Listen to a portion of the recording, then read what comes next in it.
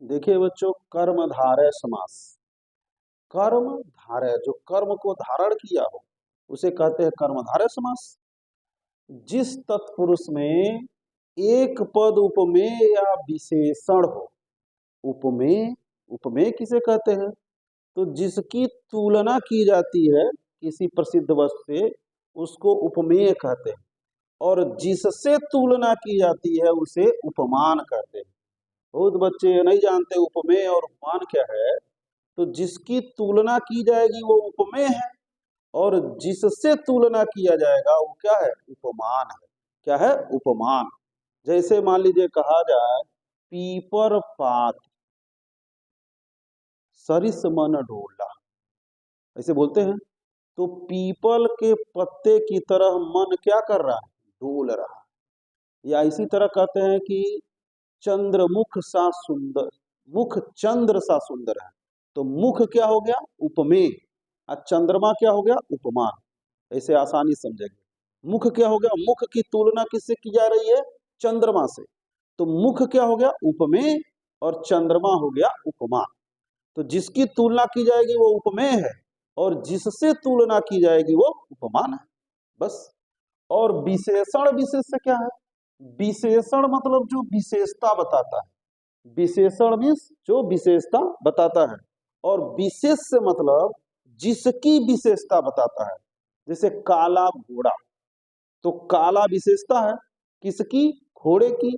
तो काला विशेषण हो गया, और घोड़ा क्या हो गया? विशेष हो गया। क्या हो गया? विशेष। तो ये चारों शब्दों को जानना जरूरी है।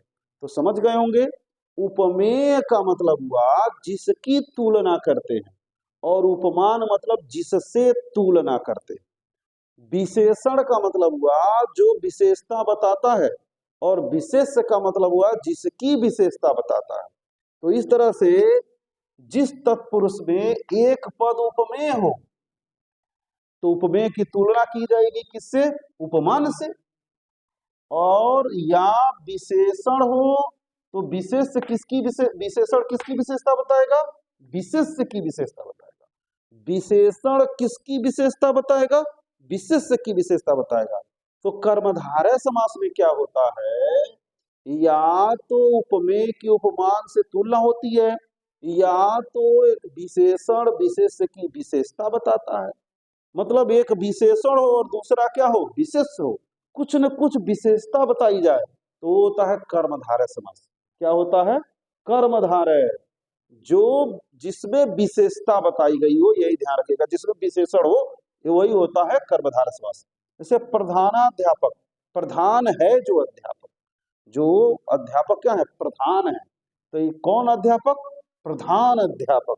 तो यहाँ विशेषता हो गया कि प्रधान है, मुख्य है अध्यापक।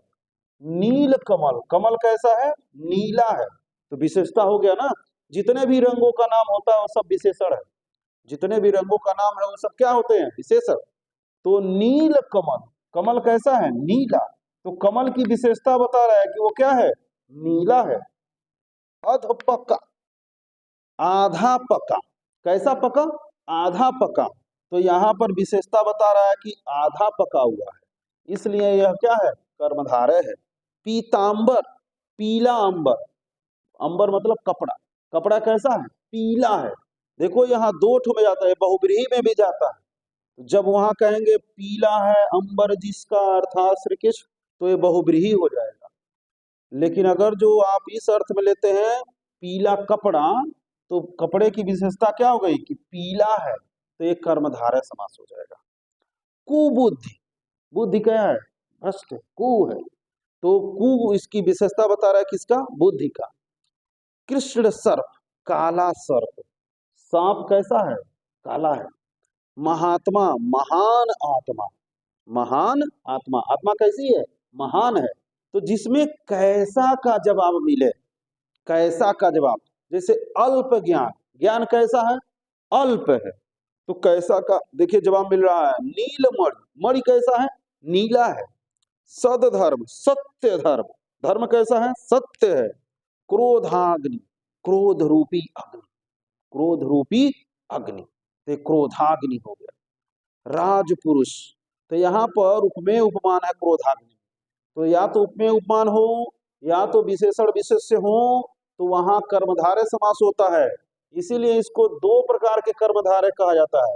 एक होता है उपमेय उपमान कर्मधारय और एक होता है विशेषण विशेष्य कर्मधारय।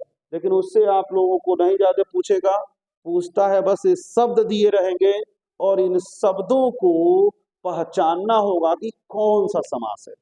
तो यहाँ अल्प ज्ञान थोड़ा ज्ञान, तो विशेषता हो रहा है ना, राजपुरुष, पवन पुत्र, महात्मा, महामानव, श्वेत कमल, कमल कैसा है, श्वेत है, शुभ कर्म, कर्म कैसा है, शुभ है, अच्छा है, तो कर्म की विशेषता बता रहा है कौन, शुभ। पवन पुत्र, स्वर्ण कलश, चरण कमल, नील पुष्प, चंद्रमुख, कनकलता, तो ये सब जो है कर्मधारय समास है, क्योंकि ये क्या बता रहे हैं, विशेषता, विशेषण विशेष है, इसमें एक विशेषता बता रहा है दूसरे का।